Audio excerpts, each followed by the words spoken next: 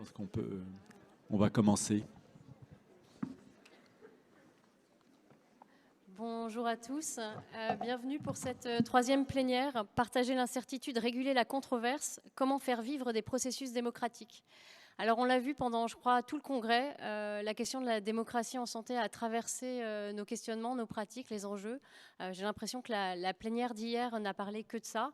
On a vu l'importance, et je pense que les différents intervenants d'hier ont souligné l'importance d'impliquer les destinataires des politiques publiques, les destinataires des interventions, à la fois tout simplement dans un enjeu de démocratie, mais aussi pour croiser les perspectives, faire valoir les points de vue, une diversité de points de vue, et impliquer les personnes concernées, y compris pour complexifier les savoirs et peut-être de façon encore plus aiguë en contexte d'incertitude et de crise.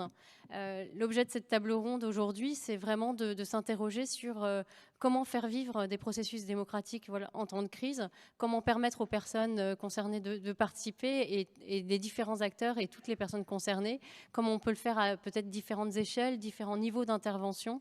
Et vraiment, c'est de se donner un temps sous forme de table ronde pour échanger tous ensemble sur ces questions. Et donc nous allons nous accueillons 4 intervenants. Le choix de ces intervenants est un choix guidé par le souci d'avoir des points de vue et des regards différents, avec des postures différentes. Alors nous aurons Pierre-André Juven qui est à ma gauche, qui est sociologue de la santé et adjoint au maire santé de Grenoble. Donc ce sera un de nos intervenants avec cette posture de ce fait de collectivité territoriale, d'universitaire aussi. Nous aurons Barbara Serrano qui dans sa posture et dans son parcours de professionnel a été ancienne représentante des salariés à la Commission nationale du débat public et elle est cofondatrice du collectif Du côté de la science et elle est également sociologue, maîtresse de conférences, associée à l'université Versailles et Saint-Quentin en Yvelines. Nous aurons Catherine Aumont qui est au milieu et de l'association AIDE, avec donc ce regard d'usagers et d'associations d'usagers du système de santé. Et puis nous aurons à distance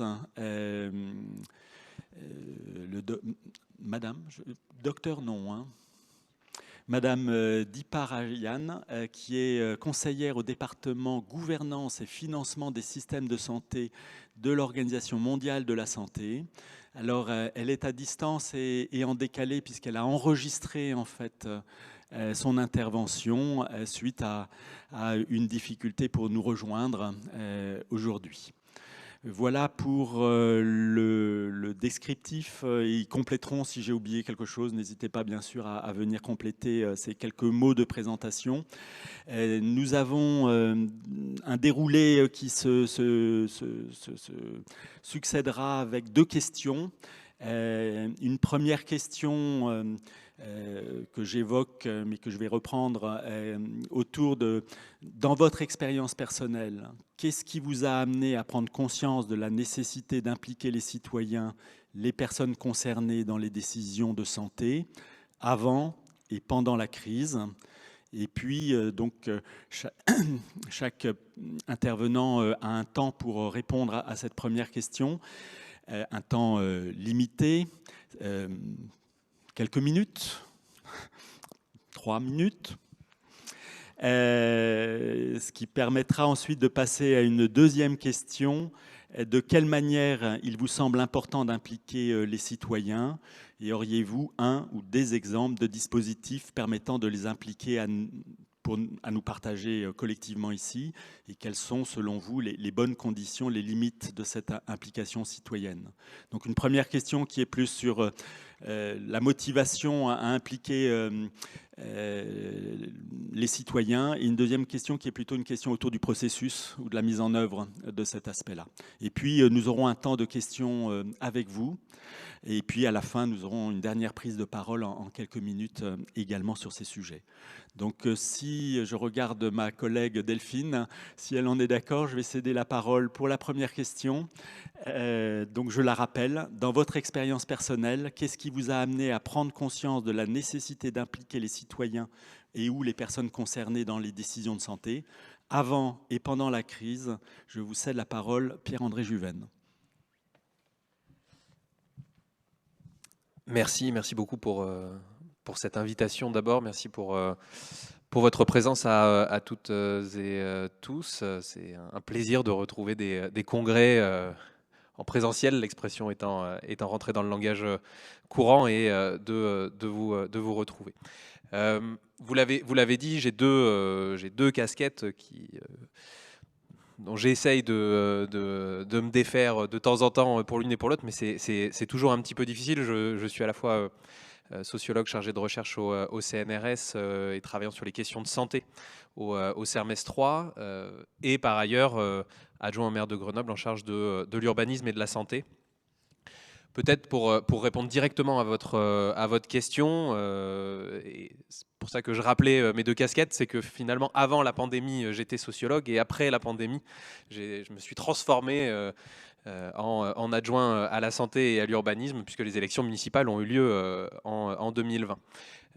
De fait, la nécessité d'impliquer les personnes concernées et de penser et de structurer des processus d'inclusion démocratique en matière de santé, c'est pas tant la pandémie qui m'en a fait prendre conscience que les travaux que je lisais en tant que sociologue, et fort heureusement, puisque j'étais dirigé en thèse par une chercheuse qui s'appelle Vololona Rabé-Arisoa, dont la spécialité porte précisément sur le rôle des associations de patients.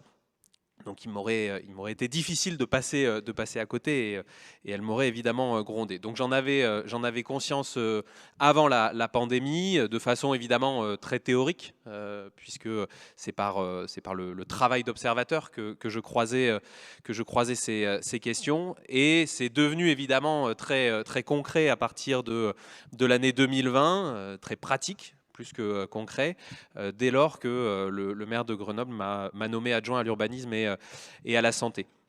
La question qui s'est posée, et elle est assez complexe, parce que les collectivités locales ont des compétences en matière de santé qui ne sont pas les mêmes que celles de l'État, et dans la crise que nous avons connue, puisqu'il y a quand même eu une période de crise, même si on ne peut plus employer ce mot du fait de l'extension dans la durée de la pandémie, mais au moment de la crise, et notamment du premier confinement et du deuxième confinement, la question s'est posée assez rapidement à la ville de Grenoble de la façon dont on allait impliquer les citoyens et les citoyennes.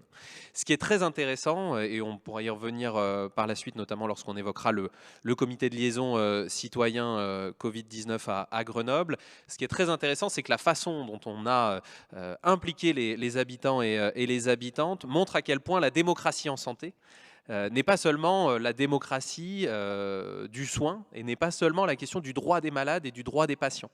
Et c'est ce que beaucoup d'entre vous s'échinent à défendre depuis des années et des années, en rappelant que la santé, ce n'est pas que le soin, ce n'est pas que le monde médical, c'est un ensemble d'autres champs de l'action publique.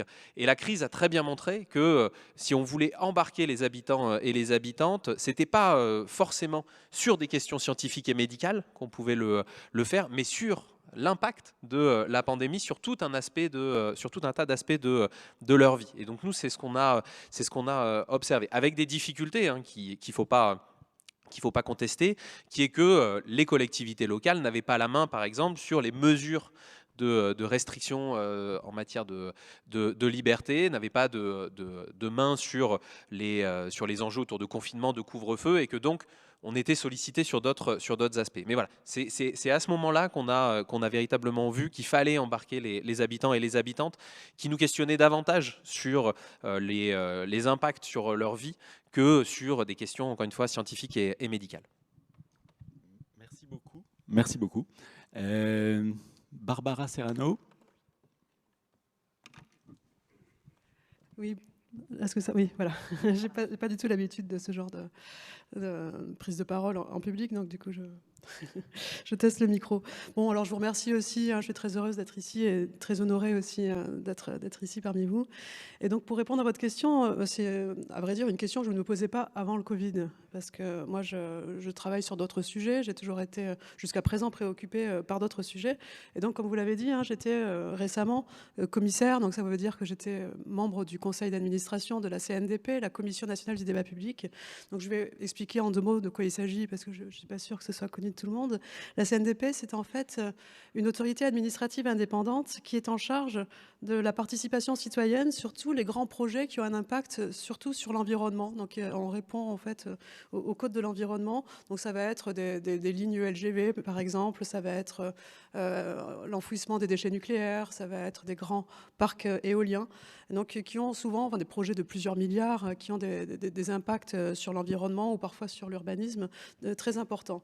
Et donc en fait, à partir d'un certain seuil, les porteurs de projets, qu'ils soient publics ou privés, sont obligés de saisir la CNDP, qui elle, en fonction des enjeux, va décider soit d'organiser elle-même un débat public, donc ça va prendre, c'est la grosse artillerie, le débat public, ça dure 6 mois de préparation, un débat ça dure 3-4 mois, un budget en général d'1 million d'euros, donc c'est quelque chose d'assez gros. Et donc soit elle décide ça, soit elle décide de laisser le porteur de projet faire lui-même sa concertation, mais elle va envoyer des garants qui vont, eux, observer si la concertation se fait vraiment dans les règles de l'art. Et donc là, les règles de l'art, je vais vous expliquer rapidement, je fais un détour et vous comprendrez pourquoi. Donc c'est-à-dire que nous, les garants, donc je suis garante aussi pour la CNDP, on va essayer de savoir si les informations qui sont données au public sont exhaustives, est-ce qu'ils savent tout? Donc c'est pour ça qu'on a souvent 6 mois de préparation avant, parce qu'on va auditionner des dizaines et des dizaines de personnes pour avoir toutes les informations, pour être bien sûr que tout est donné et rien n'est caché aux habitants. On va aussi s'intéresser à savoir si toutes les personnes concernées sont vraiment encouragées à participer. Est-ce qu'elles sont au courant que la concertation existe, mais aussi est-ce qu'elles sont encouragées et que rien ne les décourage à venir et que les dispositifs aussi ne les découragent pas à prendre la parole. Donc là, je parle surtout aux habitants qui habitent dans les quartiers populaires, etc. Donc il y a vraiment un souci d'inclusion qui est très fort. Est-ce que l'expertise, est-ce que les bons experts, enfin les bons experts, c'est compliqué, je ne vais pas rentrer là-dedans, mais est-ce que l'expertise est accessible au public? Voilà, on va regarder énormément de choses, on a des critères qui sont très exigeants et on rend un rapport après.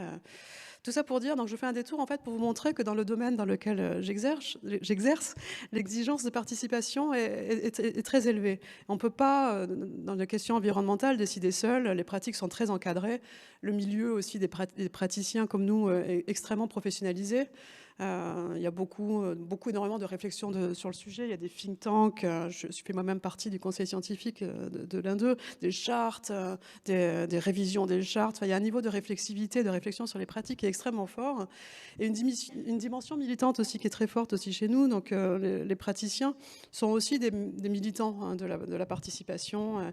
Que les citoyens en fait participent vraiment aux décisions qui les concernent.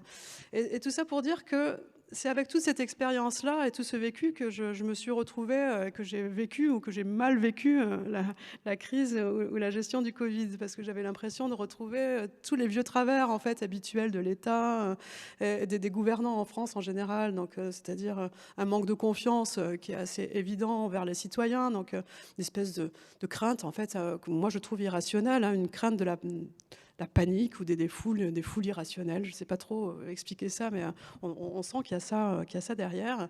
Et donc, du coup, on va minimiser. Donc, on va minimiser déjà le concernement, c'est-à-dire qu'on va dire si vous n'êtes pas vieux ou si vous n'avez pas plein de comorbidités, ça ne vous concerne pas, vous inquiétez pas. Ou on va minimiser les risques aussi pendant très longtemps. On va dire si vous êtes à plus d'1 mètre, il n'y a pas de souci, vous risquez rien. Une mise en scène aussi de la puissance de l'État. Donc, vous inquiétez pas, on gère. Donc, une posture très paternaliste. On surveille aussi les variants, on les surveille, vous inquiétez pas. Puis chaque semaine, on revenait en disant qu'on les surveille et puis on disait qu'ils avaient doublé, mais voilà, on les surveille. Un État qui cache aussi ses défaillances, on se souvient de la crise des masques, où le testé, tracé, isolé, tout d'un coup, le isolé, il se transforme en protégé, mais On ne sait pas trop pourquoi, mais c'est juste parce qu'on ne veut pas dire qu'en fait, isolé, on ne sait pas faire. Et puis en face, j'étais surprise, et puis pas surprise, de voir aussi autour de moi des gens assez déresponsabilisés. Donc je voyais mes parents, je les voyais prendre des risques qui étaient un peu absurdes, et ils me disaient, mais on a le droit. Donc on a le droit, donc du coup, on risque rien. Donc, comme s'il y avait une instance supérieure comme ça qui nous protège et qui nous empêche quelque part de prendre en main en fait nos propres risques. Je parle trop là, je crois, parce que ça va ? Oui, je peux continuer. Donc, j'étais assez étonnée aussi d'entendre étonnée et pas étonnée, c'est toujours pareil. Les éditorialistes aussi qui parlaient des Français qui étaient disciplinés, ça a été un peu des bons élèves en fait. C'est bien. Donc, à aucun moment il était question que les Français se protègent par eux-mêmes ou qu'ils protègent leurs proches. Je voyais toujours cette idée d'obéissance. Donc, et surtout, avec tout ça, en fait, j'ai vite compris que moi, pour ma propre santé, si je voulais la prendre en main, j'avais plutôt intérêt à aller chercher par moi-même des informations. Donc, c'est là que je suis allée sur Twitter et que j'ai rencontré beaucoup de médecins, de chercheurs qui discutaient avec passion en temps réel sur toutes les publications médicales qui paraissaient en flux continu. Et très tôt, en fait, je comprends ce qu'on n'entendait pas tellement, en fait, mais je comprends très bien dès le début de l'été 2020, en fait, il y aura une deuxième vague, que deux, elle sera certainement forte, surtout si on ne prend pas en compte la dimension aéroportée du virus, donc la nécessité de porter un masque dans les lieux clos, et aussi si on nie l'implication des enfants, parce que là aussi, quand on lit la littérature internationale, on comprend assez rapidement, on comprend que les enfants se contaminent entre eux, contaminent les adultes, et qu'il ne faut pas se voiler la face, quoi. Donc je voyais les autorités ne pas bouger. Et donc, c'est à l'été 2020 que je commence un peu à m'affoler et je contacte en fait certains de ces médecins et je leur dis, écoutez, ça va pas, quoi. Il faut qu'on sorte de Twitter parce que là, on est quelques milliers là, à être tous d'accord, mais ça sort pas de là, quoi. Et donc je leur dis, donnez-moi quelques billes et puis moi, je vous écris une tribune. Donc, c'est comme ça que tout a commencé. Et donc, on a écrit une première tribune dans Libération à la mi-juillet où on demande en fait l'obligation, je ne trouve pas le mot parce que évidemment j'ai du mal avec ça, mais bon, on va pas changer, là on savait qu'on n'allait pas changer les mentalités en une semaine. Donc l'obligation du port du masque en lieu clos. Et en fait, c'est à partir de là, quand on sort cette tribune, qui est doublée d'une pétition qui marche d'une manière phénoménale en 48 heures, on est très vite identifié en fait comme un recours par beaucoup de gens. Et donc on se retrouve complètement inondé, nos messageries Twitter surtout, par des messages en fait de personnes qui craignaient un retour au travail, des gens qui avaient des maladies chroniques ou des proches de gens qui avaient des maladies chroniques, des gens qui étaient proches de la retraite aussi.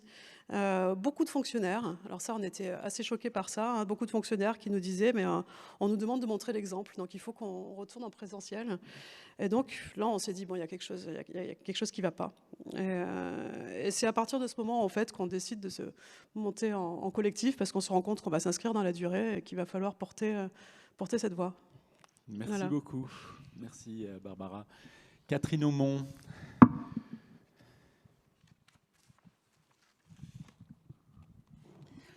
Bonjour, merci de m'avoir conviée sur cette table ronde pour donner des expériences aussi des usagers du système de santé et de la réflexion un peu qui est portée dans l'association Aide. Alors quand on parle d'investissement et participation des personnes concernées, c'est le pilier de Aide, donc ça fait bien longtemps que j'en ai pris conscience. Effectivement, c'est ce qu'on appelle la démarche communautaire en santé, où effectivement on va impliquer les personnes à tous les stades, à la fois du diagnostic, donc de voir un peu le problème qui les rassemble, de chercher les réponses ensemble, et puis de les mettre en œuvre et de les évaluer, donc toutes les étapes du processus. Ce que ça produit, c'est qu'on va trouver des solutions ensemble, des solutions qui vont être complètement adaptées et qui vont pouvoir se pérenniser. Donc c'est la base de la réflexion. Ça a permis, ça a été à l'origine dans la lutte contre le VIH de la démocratie en santé et de la représentation des usagers. Donc moi j'ai une assez longue expérience de représenter les usagers notamment dans les instances un peu plus spécialisées, ce sont les coordinations régionales du VIH, où on est vraiment sur une instance démocratique où tout le monde a la même voix, la même portée, et où on va apprendre à se connaître, à travailler ensemble et de construire collectivement des réponses, de s'apporter nos expertises qui sont différentes, hein, expertise de vivre avec une maladie chronique ou soigner une personne ou accompagner sont différentes, mais si on les confronte jamais et si on reste en parallèle, personne n'y trouve son compte. Donc la prise de conscience pour moi, elle est importante et longue en tous les cas. Mais au niveau de la crise,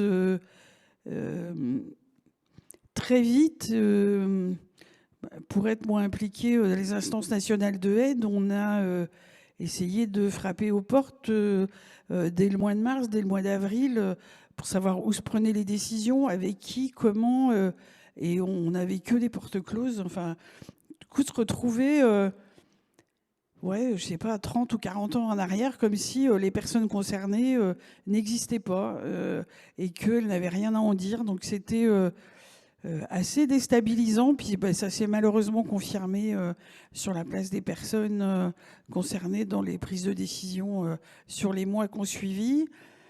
Au niveau local, j'ai aussi, au moment où on a parlé de constituer les brigades sanitaires, là aussi, moi, dans mon réseau local, où je connais un peu les intervenants divers et variés, j'ai essayé de savoir, mais ça se passe où? Qui c'est qui s'occupe de ça?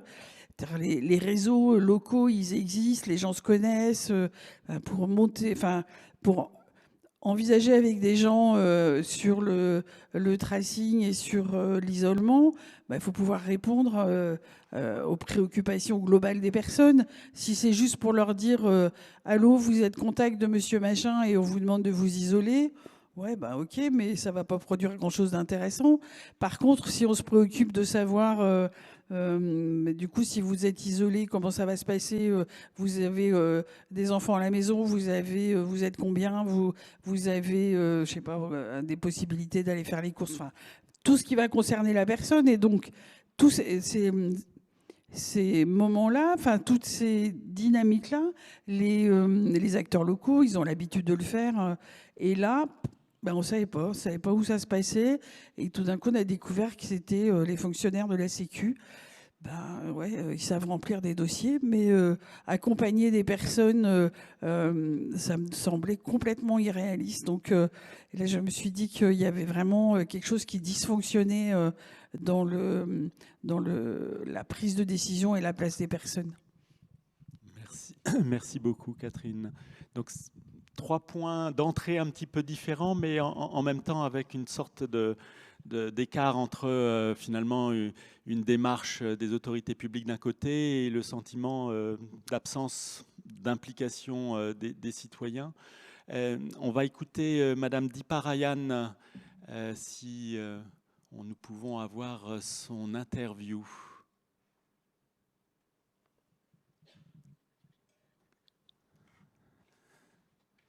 Merci Claire. Donc Diparayan, qui est à l'Organisation mondiale de la santé, conseillère au département gouvernance et financement des systèmes de santé. Bonjour, et merci pour la parole. Merci pour l'invitation de participer à la table ronde sur l'implication citoyenne dans la décision politique. Je voudrais répondre aux questions posées dans cette table ronde et je vais commencer par la première question. Dans votre expérience personnelle, qu'est-ce qui vous a emmené à prendre conscience de la nécessité d'impliquer les citoyens et les personnes concernées dans les décisions de santé, avant et pendant la crise? Je travaille dans le domaine des politiques de santé depuis plus de 15 ans. Nous constatons à maintes reprises, malheureusement, que les décisions politiques top-down ou à huis clos prises par des experts, des hommes et des femmes politiques, des politiciens, des cadres gouvernementaux, ont souvent des problèmes majeurs dans leur mise en œuvre. Et ces décisions sont souvent mal acceptées, mal comprises et finalement mal appropriées par la population. D'ailleurs, dans la pandémie actuelle, on voit très bien que les décisions prises pour réduire la transmission du COVID-19, qui ne prenaient pas suffisamment en considération les besoins de ceux que la société essayait de protéger avec ces mêmes mesures, c'est-à-dire les personnes vulnérables, les malades, ceux qui vivent dans des conditions précaires. Et en France, voici un exemple simple que j'aimerais bien vous raconter des conséquences de ne pas écouter les besoins des gens lors de la formulation des politiques. En avril-mai 2020, au tout début de la première vague, une pénurie d'équipements de protection pour les patients dialysés et le personnel dans les centres de dialyse a conduit à des taux de transmission élevés du COVID-19 parmi cette population. Et le gouvernement français, sans consulter malheureusement les patients dialysés ni leurs familles, a alors imposé une obligation du port du masque, ainsi qu'une interdiction de manger et de boire pendant les séances de dialyse. Le problème est que certaines séances durent jusqu'à 8 heures, temps de trajet compris, ce qui signifie que l'interdiction de manger et de boire était difficilement réalisable. S'il y avait eu une interaction plus régulière avant la pandémie entre les autorités et dans ce cas les patients dialysés, cette voie de communication déjà existante aurait pu être mobilisée pour les consulter rapidement avant d'imposer de telles mesures. C'est un exemple vraiment simple, mais c'est un exemple qui montre très clairement que la participation de la population, de la société civile, des associations dans la prise de décision est pourtant nécessaire pour que les politiques soient pertinentes, pour qu'elles soient utiles et adaptées aux personnes qu'elles sont censées soutenir. Et en pratique, travailler avec la population, avec ses différentes communautés, avec les associations, la société civile, c'est une compétence qui s'apprend. Le dialogue, l'échange doivent aboutir à un résultat, c'est-à-dire une politique de santé utile. Mais cette compétence, malheureusement, fait défaut dans le système de santé actuel de la plupart des pays. Et pour faire face à cet enjeu, il s'agit de créer et maintenir des capacités gouvernementales. Il s'agit de créer et maintenir des espaces participatifs. Et plus généralement, il s'agit de créer et maintenir une culture participative au niveau des institutions. Bien sûr, il s'agit aussi des capacités de la société civile et des associations et des communautés à fournir une contribution cohérente et non fragmentée. Mais pour cela, c'est un peu un cercle vicieux. On a besoin d'une culture participative qui encourage et facilite la participation de la société civile et des différentes communautés. Alors, on a besoin de la culture participative, on a besoin d'investissement dans les espaces participatifs et on a besoin aussi d'une société civile qui a des capacités fortes. On a besoin d'un peu de tout et il faut essayer de créer, renforcer et maintenir tout ça en même temps. Merci beaucoup. Ça, c'était ma réponse un peu longue à la première question. J'aimerais bien aussi... Merci beaucoup. Voilà, on coupe et on laisse le suspense pour la réponse à la deuxième question. Donc on a déjà vu dans ce premier tour de table, il est apparu des moments de prise de conscience de ces enjeux à des moments différents, parce qu'au fond, cet enjeu, c'est pas un enjeu récent, c'est pas un enjeu qui est apparu soudainement avec la crise Covid. Et je pense que c'était aussi un des enjeux de ce congrès, de pouvoir mettre en regard cette crise qu'on vient de traverser avec des crises de santé publique antérieures. Et effectivement, l'enjeu à la la fois de développer des instances démocratiques et des instances de participation, il est ancien.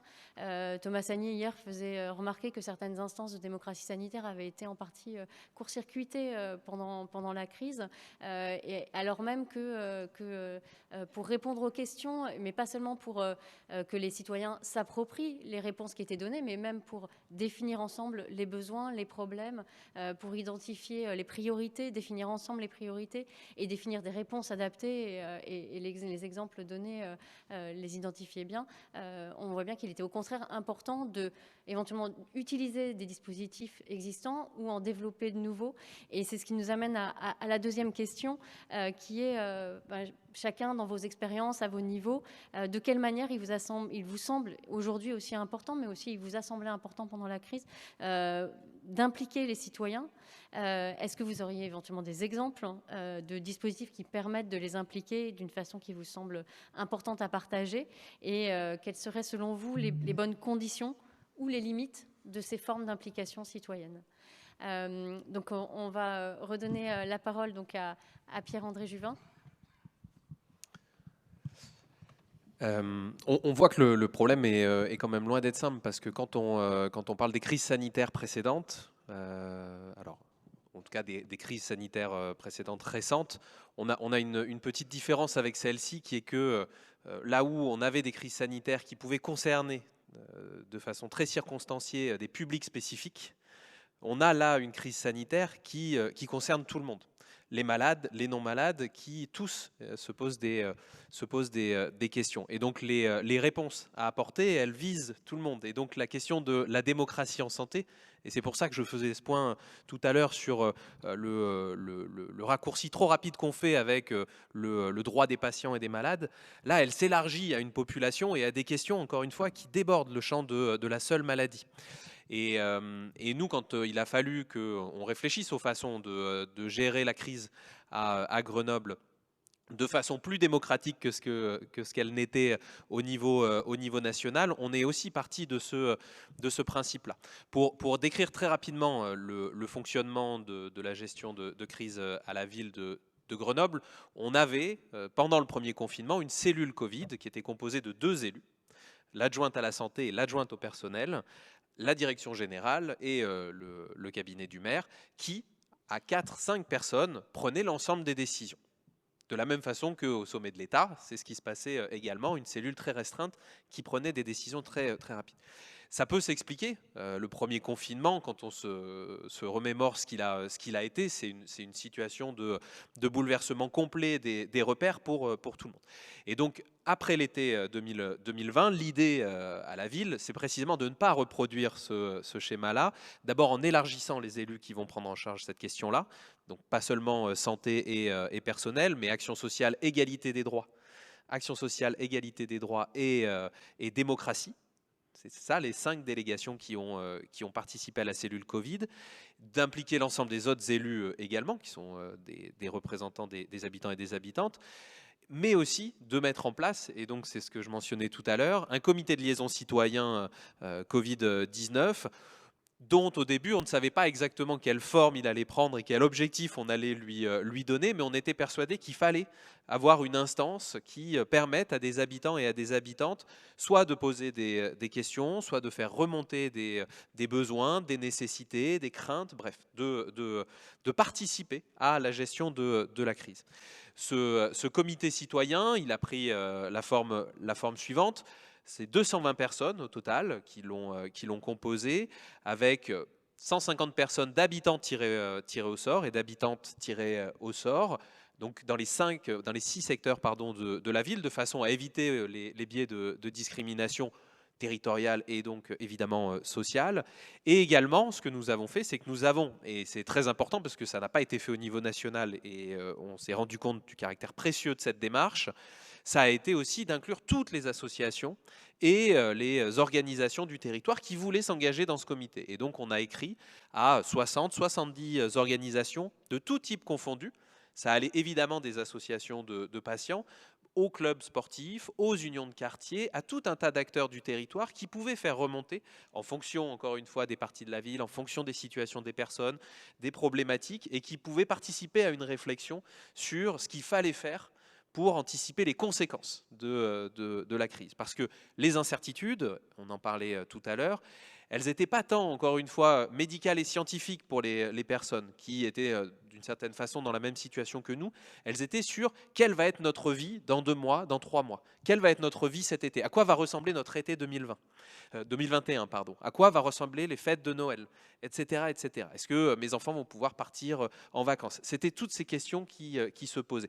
Et le comité citoyen, donc, qui s'est réuni à 6 reprises, en présence en mairie, et on a soutenu ça. À un moment donné, il a même été question de le basculer en visio à un moment où les restrictions sanitaires, notamment à l'automne, devenaient très très fortes. On a persisté pour dire qu'il fallait que ce soit maintenu en présence. 6 réunions où les habitants et les habitantes ont pu... Alors on a fait évoluer le dispositif, on pourra y revenir si vous le souhaitez dans les questions, et j'en profite pour dire par ailleurs que les services de la ville ont produit un travail de bilan sur ce comité qui est en ligne sur le site de la ville, donc pour les personnes intéressées, il est accessible.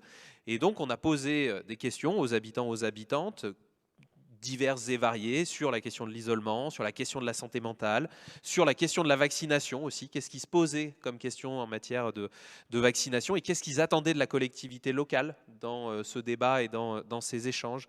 La question aussi, et elle a été très très importante, des vacances et des fêtes. Qu'est-ce qu'ils attendaient là aussi de nous. Et tout ça fait que, mis bout à bout, on est forcément passé à côté de phénomènes de terrain, ça, il n'y a pas de doute là-dessus, on ne peut pas être omniscient, mais je pense qu'on a quand même évité un certain nombre d'oublis et un certain nombre de manques du fait de ce comité. Merci beaucoup. Merci. Barbara Serrano.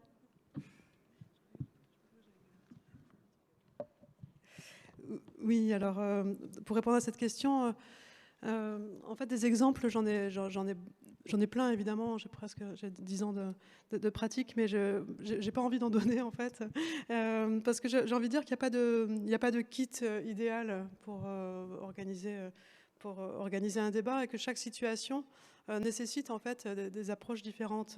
Par exemple, si on a un sujet qui est très conflictuel, on va se poser la question, voilà, est-ce que le débat qu'on va organiser met en jeu des groupes sociaux qui ont des intérêts qui divergent, ou est-ce que c'est pas le cas? Est-ce que le débat il génère beaucoup de controverses scientifiques? Ça va être le cas des déchets nucléaires par exemple, ou est-ce que c'est pas le cas du tout? Voilà, quel est l'enjeu? Et en fonction de l'enjeu, à chaque enjeu, en fait, les personnes à impliquer diffèrent, les périmètres diffèrent, les outils diffèrent. Enfin, c'est toujours très très différent. Donc j'avais plutôt envie de vous parler des grands principes. Par exemple, la question principale qu'il faut se poser déjà quand on est face à un problème et qu'il va falloir organiser des débats autour de ce problème, c'est est-ce qu'il existe déjà, est-ce qu'il préexiste un cadre de dialogue? Si oui, il faut absolument l'utiliser, surtout s'il est légitime et qu'il n'y a pas de problème, et puis lui donner de nouveaux moyens. Mais quelque chose à savoir déjà, c'est que la légitimité, l'indépendance par rapport au pouvoir, la neutralité de celui qui organise le débat, c'est quelque chose qui est absolument essentiel. Et s'il n'est pas neutre, si c'est le pouvoir lui-même qui l'organise, si le pouvoir est très critiqué, s'il y a un problème de confiance, là c'est aussi absolument essentiel d'associer avec lui et associer dans le groupe vraiment exécutif qui organise des personnalités, aussi un groupe de citoyens tirés au sort par exemple, et puis leur donner vraiment les moyens, une certaine autonomie, les moyens de s'exprimer. Donc voilà, la question de la garantie d'indépendance, de neutralité, c'est déjà un point qui est très important. Une autre question essentielle aussi qu'il faut se poser avant même de penser, imaginer à une quelconque implication des citoyens, c'est quel lien à la décision, c'est-à-dire qu'est-ce qui est mis en débat.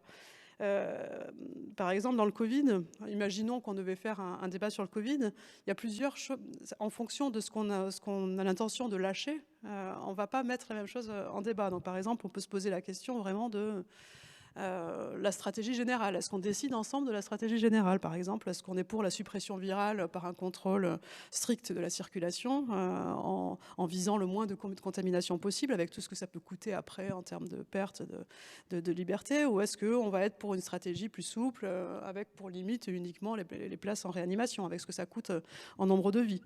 Quel risque on est prêt à prendre? Voilà. Ça, par exemple, ça fait partie de... Est-ce qu'on est prêt à poser cette question-là? Si on n'est pas prêt à la poser, mais qu'on a déjà choisi la stratégie, là, on peut poser quelques questions sur la mise en œuvre. Est-ce que vous êtes plus les écoles? Voilà, poser des questions un peu plus... Mais en tout cas, déjà, par avance, de donner au public la vérité, en fait, hein, sur ce qui leur est laissé en termes de décision. Et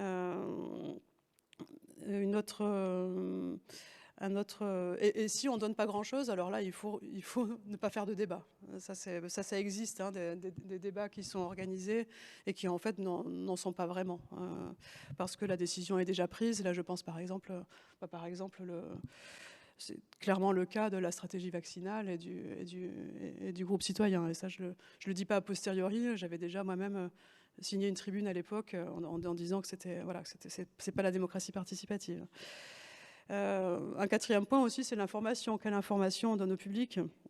Là, il y a plusieurs choses. Déjà, parler vrai, ne pas euphémiser. Ça, c'est vraiment la règle d'or dans la communication sur les risques. Je pense par exemple, en termes de communication, j'ai été assez choquée à l'époque, l'hiver dernier, par une très forte euphémisation. Quand on parlait à l'époque où on avait 300, 400 morts par jour, on entendait beaucoup les politiques dire on va avoir des semaines difficiles ou ça va secouer, des mots comme ça. Et donc ça, non, quoi. C'est 400 morts par jour, quoi. Et donc si on dit ça va secouer pendant 10 jours, disons clairement, on va avoir 4000 morts. Et être très très clair avec ça. Sur l'information du public, il y a aussi d'autres points qui sont importants. Ce que j'avais dit avant, elle doit être exhaustive, elle doit être accessible. Il faut pas avoir besoin d'avoir fait un master 2 en recherche sur Internet pour pouvoir trouver l'avis du conseil scientifique, quoi. Ou pour aller sur Géode pour savoir le nombre de contaminations dans son quartier. J'ai des amis qui habitent à Berlin, ils le font tous. Ils ont ça sur leur portable, ils ont l'habitude, en fonction du quartier où ils vont, d'aller voir, quoi. Et moi, je sais le faire parce que j'ai cofondé un collectif sur le sujet, mais c'est extrêmement difficile. À chaque fois que j'y retourne, je galère pour y retourner. Et tout mon entourage ne le connaît pas. Ils sont toujours hyper impressionnants en disant waouh, c'est super. Alors que c'est un moyen formidable de gérer son risque. C'est tellement dommage, quoi, que ça existe. Voilà. J'ai déjà été un petit peu longue. Je vais vous laisser la parole. Merci beaucoup. Et c'est intéressant parce que vous soulevez la question aussi, parmi les principes que vous indiquiez, vous disiez quel lien à la décision et quelle marge de manœuvre on donne. Mais peut-être que la question, c'est aussi qui est à l'initiative de cette participation. Est-ce que c'est un pouvoir qui donne de la place aux usagers ou est-ce qu'il y a aussi des formes de participation à la décision qui se réclament, y compris par des mobilisations? Et c'est là aussi où les associations d'usagers ont joué un grand rôle, aussi parfois pour réclamer une place. C'est intéressant de savoir qui est à l'initiative aussi de cette démarche. Donc Catherine Aumont, peut-être que vous avez des choses à... Effectivement, ce que vous dites, je vous rejoins tous les deux, hein, il y a plusieurs phases. Il y a la construction d'une expertise partagée, ce que je disais tout à l'heure, et à partir des problèmes rencontrés par les personnes et pas des choses qu'on imposerait, des questions qui se posent à un endroit et qui ne concernent pas forcément les personnes, mais dans ce qui a été fait à Grenoble, de dire avec les personnes qu'est-ce qui va advenir des fêtes de Noël ou de l'accompagnement des enfants. Je pense que ça a dû susciter des débats de fond sur la place des uns et des autres. Et au-delà de l'expertise partagée, on va pouvoir, à mon avis, élaborer des réponses où chacun peut s'y retrouver. Et on est sur le principe aussi de quelle information pour quelle en fonction de l'évaluation des risques.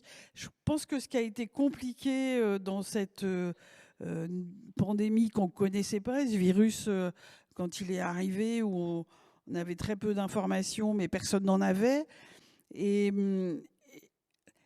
moi, ce qui me dérangeait, c'était qu'on ne donne pas des informations fiables pour que les gens puissent en faire quelque chose pour eux. Enfin, c'est le principe de réduction des risques qu'on peut mettre en œuvre avec des tas de virus ou de maladies différentes. C'est-à-dire, à partir des informations que j'ai, des modes de protection que je connais à ma disposition, comment je gère ma prise de risque, mes prises de risque qui sont acceptables ou pas pour moi. Et c'est tout l'inverse qui a été fait,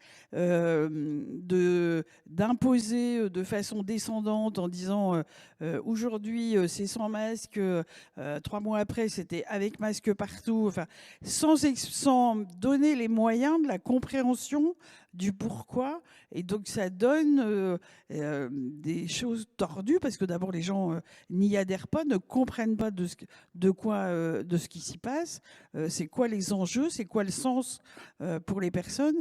Et ça, pour moi, c'est de la participation citoyenne extrêmement forte d'avoir l'information fiable. Et du coup, moi, les choses qui m'ont aussi interpellée sur cette crise, je pense que c'est la première fois qu'on a une crise sanitaire de cette ampleur en tous les cas, dans un contexte nouveau avec les réseaux sociaux, avec l'info 24/24. Et moi, j'étais au bout de très très vite, j'ai arrêté de regarder les chaînes continues parce que tu voulais te foutre par la fenêtre, il n'y avait pas mieux. Donc, avec toutes des personnes qui amenaient leur propre expertise, mais qui n'était pas une expertise partagée ni construite. Donc, du coup, c'était à s'y perdre. Et je pense qu'on a beaucoup à réfléchir sur comment l'information est distribuée, comment elle est comprise, et former aussi probablement les citoyens à pouvoir faire le tri de ce qui leur est dit, de la vérification des informations. Et tout ça, pour moi, c'est des enseignements de cette crise qu'il faut qu'on prenne en compte si on veut avancer ensemble. Merci.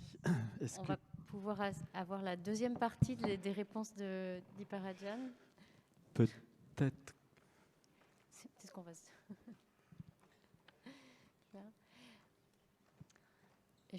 À la première question, j'aimerais bien aussi répondre à la deuxième question. Et c'est de quelle manière il vous semble important d'impliquer les citoyens? Auriez-vous un exemple ou des exemples de dispositifs permettant de les impliquer à nous partager? Quelles sont, selon vous, les bonnes conditions, les limites de cette implication citoyenne? L'engagement systématique du gouvernement avec sa population peut se faire de manière directe, avec n'importe quel citoyen lambda, par exemple, en s'engageant avec une communauté cible. Par exemple, un bus qui entre dans une communauté plutôt ou un banlieue plutôt défavorisé pour augmenter le taux de couverture vaccinale, ou par le biais de l'intermédiaire de la société civile. Les espaces participatifs sont des lieux où les personnes peuvent se réunir physiquement ou souvent c'est virtuellement pour interagir les uns avec les autres. Et divers dispositifs peuvent être utilisés par les organisateurs de tels espaces pour favoriser la communication et le débat. Mais ce qui est vraiment important, une caractéristique clé, c'est l'interaction doit permettre un vrai échange entre les participants ou entre les organisateurs et les participants. C'est-à-dire, le format ne doit pas être celui d'un discours où il y a souvent une personne qui parle et d'autres qui écoutent. Les méthodes utilisées purement pour communiquer des informations à quelqu'un ou pour recevoir uniquement des commentaires d'un groupe de population, par exemple, je pense ici d'enquêtes, sondages, interviews, émissions de radio, etc. Ces dispositifs-là sont importants également, mais ils doivent être considérés comme un complément au dialogue à double sens. Et il n'existe pas un seul mécanisme participatif disponible qui est mieux que les autres. En fonction du contexte, de l'objectif de la politique, en fonction des profils des participants, un mélange des mécanismes sert généralement à équilibrer les inconvénients de chacun, permettant plus de triangulation, plus de validation des informations et des conclusions. Et au niveau international et aussi en France, il existe plusieurs bonnes pratiques et à l'OMS, on a publié, on essaie de documenter ces bonnes pratiques et on a des publications là-dessus que vous pouvez trouver facilement en ligne. Un dispositif, c'est l'Assemblée nationale de la santé en Thaïlande. Un autre exemple, c'est le dialogue sociétal pour la santé en Tunisie. Il y a le Conseil national de la santé au Portugal. Il y a aussi les États généraux de la bioéthique qui se sont déroulés en France en 2018, entre autres. Et ces exemples se sont tous appuyés sur une variété de dispositifs participatifs pour un engagement significatif avec les gens. Les EGB, les États généraux de la bioéthique, par exemple, a fait des auditions avec la société civile. Il y avait un dispositif en ligne pour recevoir des commentaires de la population. Il y avait un jury citoyen où des membres ont été sélectionnés par un bureau d'études externe pour assurer une bonne représentation de tous les Français. Il y avait aussi des événements en présentiel à niveau des régions, etc. Pour moi, ce qui pourrait être amélioré en France est l'institutionnalisation, c'est-à-dire la pérennisation aussi de ces initiatives. À l'instar des États généraux de la bioéthique, il existe plusieurs autres initiatives et comités importants en France au niveau régional, hospitalier ou national. Cependant, ces initiatives restent ponctuelles et dépendantes de la volonté des individus qui occupent des postes importants. Par exemple, nous ne savons pas si la prochaine révision de la loi bioéthique sera préparée avec une approche si participative qu'en 2018. Et on sait que les comités à différents niveaux du secteur de la santé, les comités où il y a une place fixe pour les associations et les citoyens, ne sont malheureusement pas suffisamment valorisés dans le contexte français.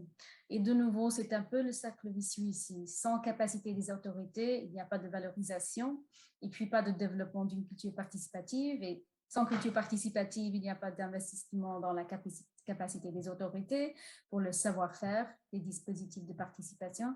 Alors, il faut commencer quelque part. Mon message clé, donc, est ceci. Cette approche plutôt ad hoc est à sens unique d'engagement du gouvernement avec la population, avec les associations, la société civile, les communautés. Ils sont bien, mais ils ne fournissent pas de plateforme nécessaire pour permettre une collaboration significative avec impact à plus long terme. C'est quand même un bon point de départ, mais il faudra essayer d'aller au-delà de ça. Il faudra essayer d'aller vers quelque chose qui est plus régulier, qui est plus honnête par rapport à l'écoute des gens. Et il faut aller vers une vraie culture participative où la participation et les visions, les points de vue des uns des autres dans la population sont vraiment valorisés pour la prise de décision et les politiques de santé. Merci beaucoup. Merci. On va vous proposer, tout à fait, on va vous proposer pour ceux qui souhaiteraient poser des questions de vous approcher vers les micros qui sont en bas de la scène. Alors je ne vois plus grand-chose là avec l'éclairage, mais je vais, en attendant que certaines personnes souhaitent éventuellement poser des questions, redonner le micro à Pierre-André au sujet de la stratégie vaccinale. Oui, je voulais me permettre un complément parce que c'est un point très important et qui, à mon avis, illustre très bien ce qu'on est en train de se raconter ici. Je pense qu'on est tous d'accord pour dire qu'il y a des situations d'urgence où la consultation démocratique et le déploiement de dispositifs de démocratie participative un peu ambitieux est tout sauf évidente. Cela étant, il y a d'autres types de questionnements et d'autres types de moments où c'est possible. Et la stratégie vaccinale, si on pouvait le résumer comme ça, c'est un vrai rendez-vous manqué en matière de démocratie en santé. Parce qu'à partir du moment où on sait qu'on a un nombre limité de vaccins et qu'il faut prioriser des populations, parce qu'avec Jean-Paul Godillère et Caroline Isambert, on a traité dans un livre qu'on a publié cette année, où on reprenait la question du triage en médecine. Et la question de la priorisation pour la vaccination a été une vraie question. Le ministre de la Santé a saisi la Haute Autorité de Santé, qui a fait ce travail-là de façon explicite et qui l'a plutôt bien fait. Mais là, ça aurait été intéressant, précisément, de consulter des citoyens et des citoyennes, des représentants des associations, des experts en santé publique, pour travailler à la façon dont on allait prioriser et dont on allait réaliser ce triage vaccinal, d'une certaine façon. Ça n'a pas été le cas. Ça n'a pas été le cas et le collectif qui a été institué effectivement sur la vaccination, mis en place par Emmanuel Macron, contraint et forcé parce que on n'arrêtait pas de lui répéter qu'il fallait quand même impliquer à un moment donné les citoyens, dispositif dans lequel il n'a jamais cru et donc qui explique son échec patent. Il y a des évaluations qui sont en cours en ce moment de ce dispositif. Les personnes qui sont en charge de l'évaluation sont tous sauf enthousiastes face à la façon dont il a été tenu. Ce collectif citoyen, Stanislas Guérini, qui est un député La République En Marche, en a parlé comme d'un thermomètre.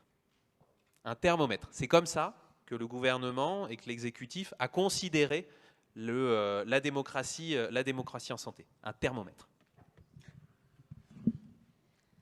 Alors c'est intéressant parce que vous venez de soulever une question sur la temporalité des décisions et quand est-ce qu'il est pertinent, dans quelles conditions on peut mettre en œuvre cette démocratie participative. Et peut-être qu'on pourra y revenir, mais je vois que quelqu'un s'est avancé pour poser une question. N'hésitez pas à vous présenter.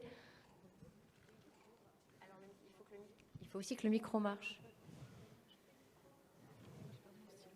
Bonjour, oui, ça y est, le micro marche maintenant. Bonjour, je suis Joëlle André-Vert, je travaille à la Haute Autorité de Santé. Et donc, je viens réagir par rapport à la remarque sur l'absence de consultation publique et participative. Ce qu'on entend très bien, c'est qu'effectivement, elle n'a pas été visible, manifestement, mais elle a eu lieu. C'est-à-dire qu'on a donné 15 jours, c'était peu, mais au moment où on a travaillé sur la priorisation, en tout cas, les recommandations envisagées par la HAS ont été mises en consultation publique. Il y a eu des communiqués de presse pour le diffuser. On a diffusé via les associations de patients et via un certain nombre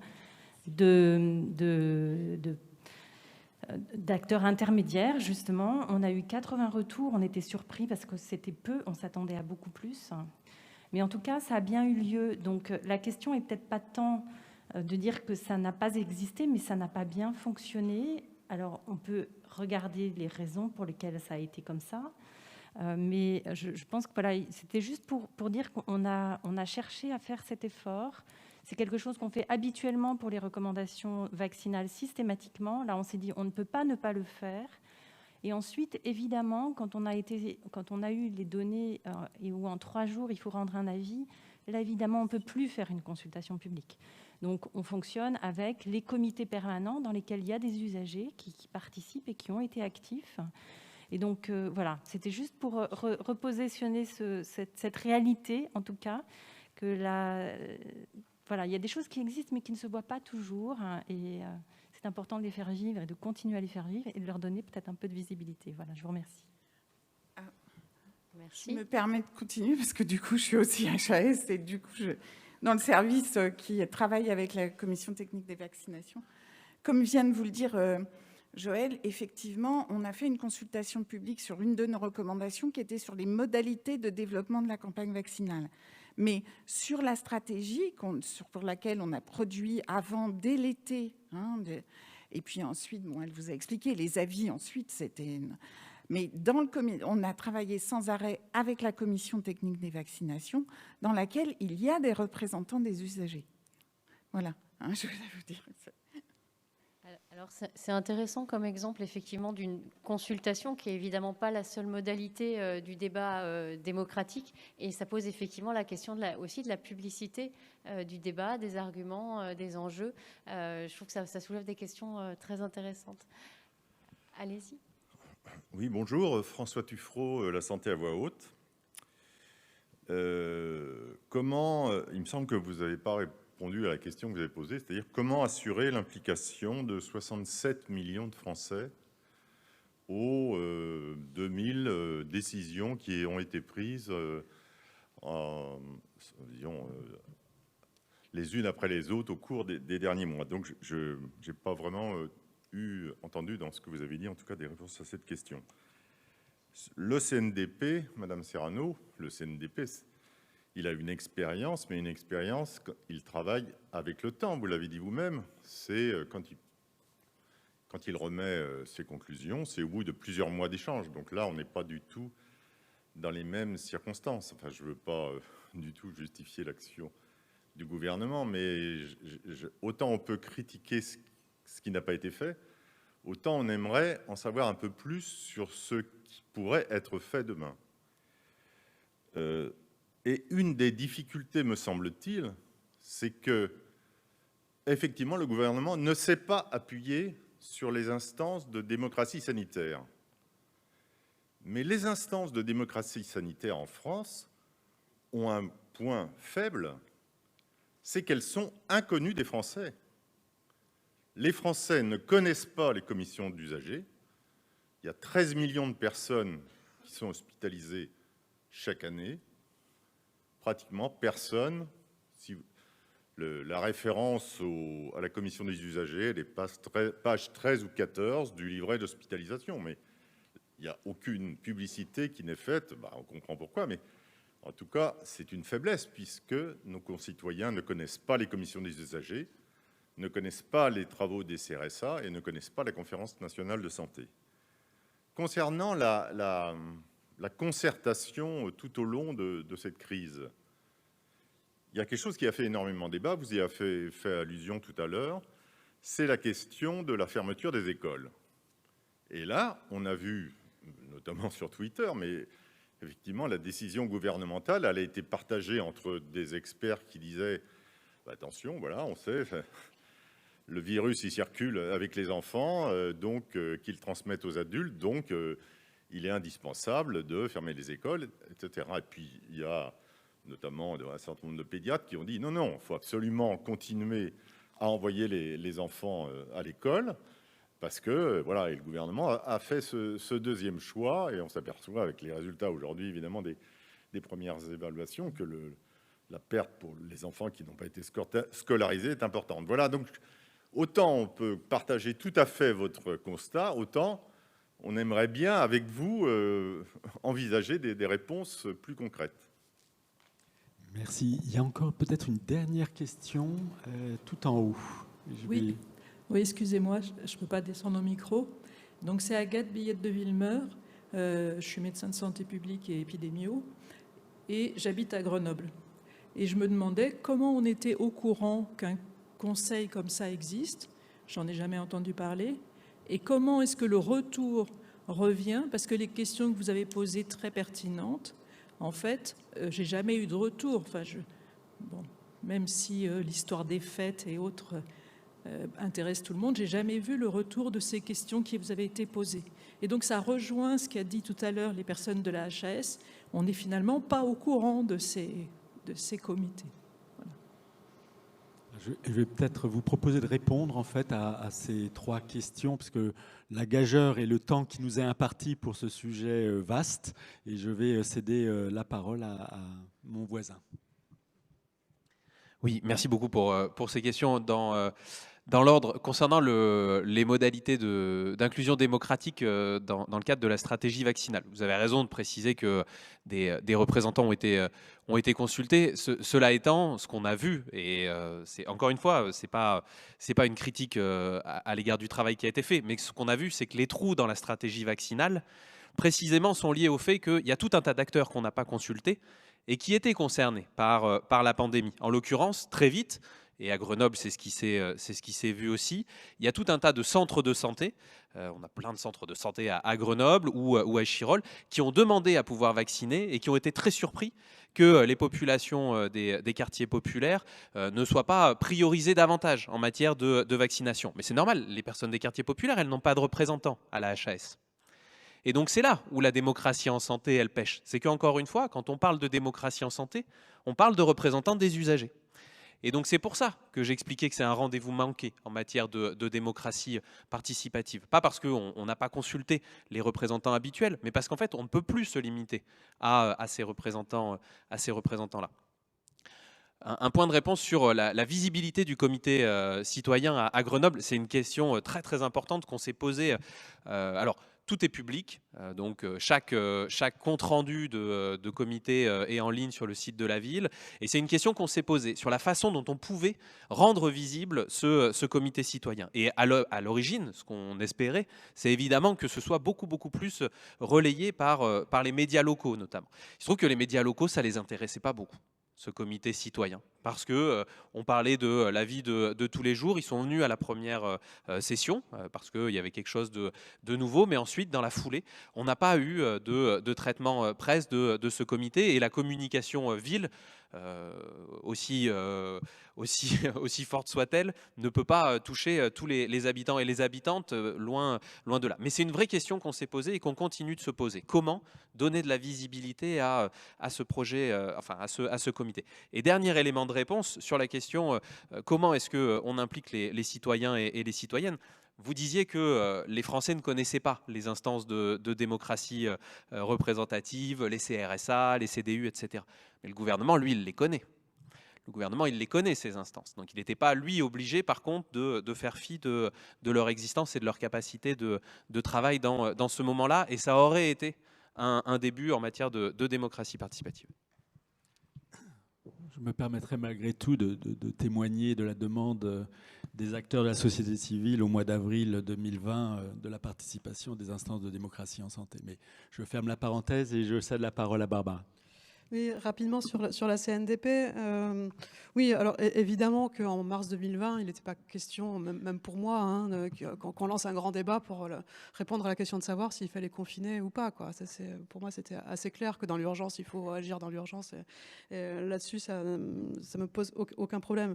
En revanche, depuis, il y avait largement le temps, et c'était la demande de Jean-François Delfrécy, il y avait largement le temps d'organiser des choses pour la seconde vague, la troisième. Et donc, voilà, quoi, je pense qu'on ne parlait pas de la même chose. Après, la CNDP, quand vous dites que... Enfin, quand vous répétez, en fait, quand j'ai dit qu'on met des mois, on fait des enquêtes pendant très longtemps pour préparer un débat, évidemment, mais ça ne nous empêche pas d'être capable aussi de réagir très vite quand c'est utile. Par exemple, la CNDP a été saisie pour organiser le grand débat national.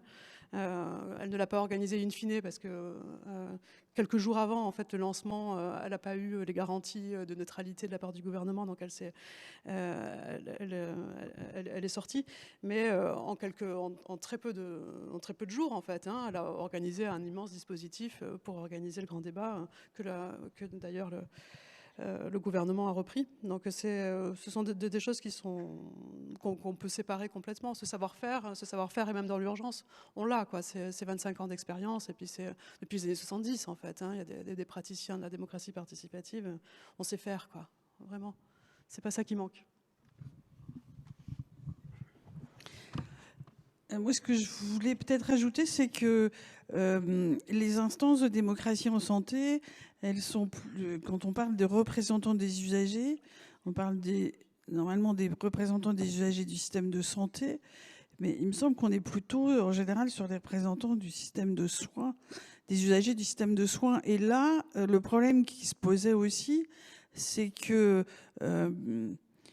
c'était pas trop de s'interroger sur interroger ou impliquer les citoyens sur comment les soins étaient donnés. Et c'était un vrai souci, mais je pense que c'était en termes de prévention.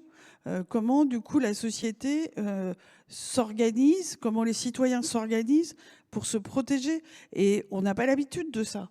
Et je pense que c'était une donnée nouvelle qu'il faudrait prendre en compte. Alors, l'autre question, c'est effectivement, il y a des choses qui existent et comment on les rend visibles. Et vous avez bien dit, la presse, ça l'intéressait pas. Et on voit bien sur les médias, j'en parlais tout à l'heure, mais on voyait des épidémios, des médecins ci, des médecins ça, des représentants du système de santé, on n'en revoyait jamais. Et probablement, ils avaient plein de choses à dire. Représentants associatifs, moi je peux vous dire qu'en tant qu'administratrice de aide, on est relativement souvent demandé sur des interventions sur la presse et des choses comme ça. Et là, jamais on nous a demandé d'intervenir. Donc, alors, je ne réponds pas à vos questions de c'est quoi les solutions, mais je pense que tous ces éléments-là, il faut qu'on s'en saisisse maintenant pour organiser la pensée, pour organiser le débat.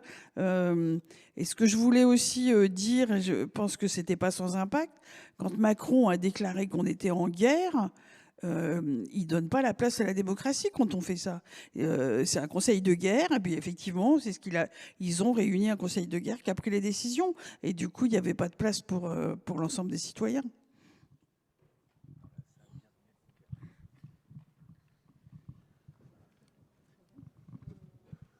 Est-ce qu'on peut vous proposer peut-être un mot de conclusion pour tenir dans le timing contraint dans lequel on est? On n'attendait effectivement pas de cette table ronde de trouver toutes les solutions aux problèmes de démocratie en santé. Mais en tout cas, effectivement, avoir des pistes de réflexion et qui ne se restreignent pas effectivement à un contexte pandémique, mais qui ouvrent des questions sur les enjeux de santé et de participation, y compris pour la refondation de la santé publique qui s'ouvre à nous dès aujourd'hui. Et peut-être pour rebondir sur ce que disait Deepa Ryan, la question de la culture participative dans notre société de façon générale est peut-être aussi à interroger finalement, puisque ça n'intéresse pas forcément grand monde, semble-t-il. En tout cas, ce n'est pas forcément relayé ou en tout cas repris par l'ensemble des acteurs. Alors, est-ce que vous souhaitez ajouter un dernier mot de conclusion les uns et les autres?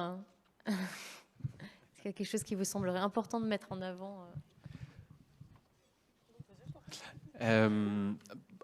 Pour finir sur un petit peu plus d'optimisme, l'expérience grenobloise montre que les gens étaient très heureux de participer à des dispositifs de ce type, étaient très heureux de réfléchir ensemble et collectivement aux façons de gérer une situation de grande incertitude. Les associations étaient extrêmement mobilisées, et quand on a rendu le rapport d'évaluation du comité en présence de toutes celles et tous ceux qui avaient participé et qui ont bien voulu venir à l'hôtel de ville, la remarque principale qu'on a eue, c'est « pourquoi vous vous arrêtez ?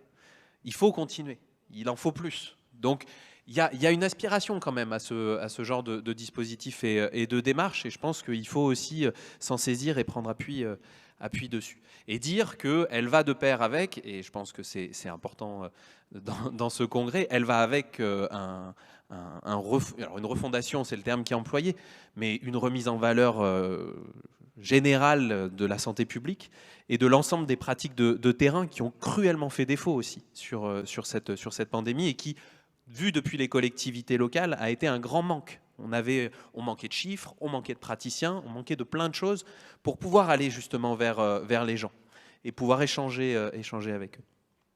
Et dire, parce que j'en ai parlé à quelques-uns, mais il me semble qu'il y a un congrès de la Société française de santé publique dans 2 ans, et que si la Société française de santé publique tient à venir à Grenoble, nous l'accueillerons évidemment à bras ouverts. C'est retenu.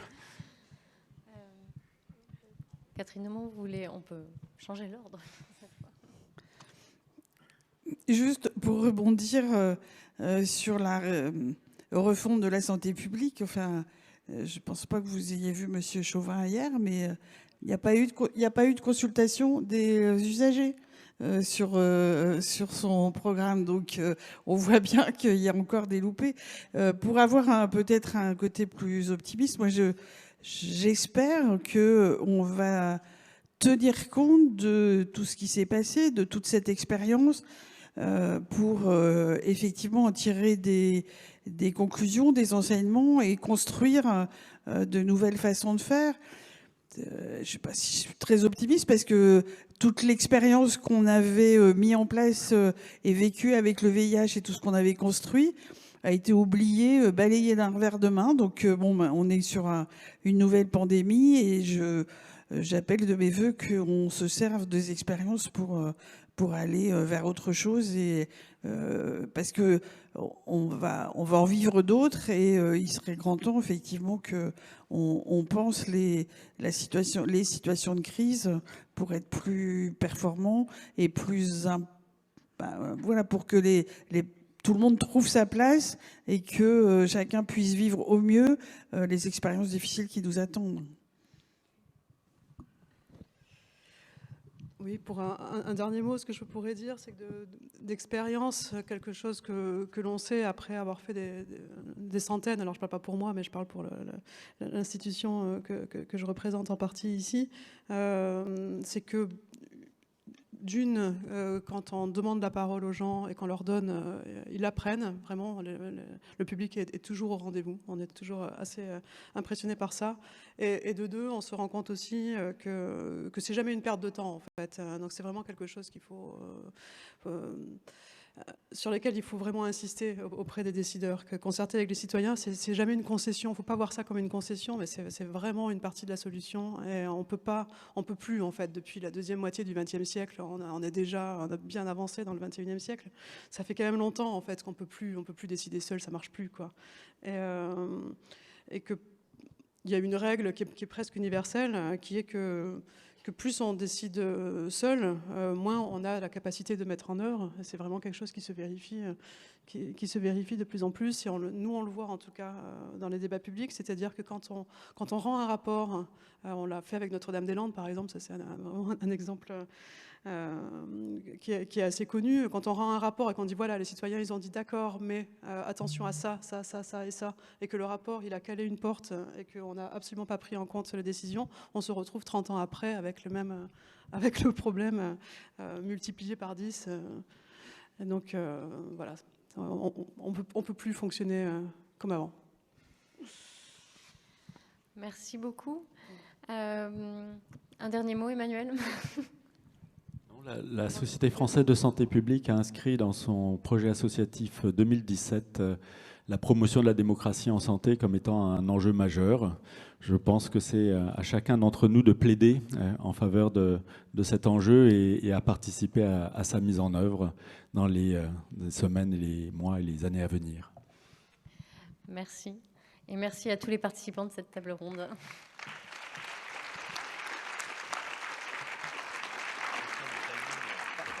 Merci en tout cas à nos 4 intervenants. Grand merci.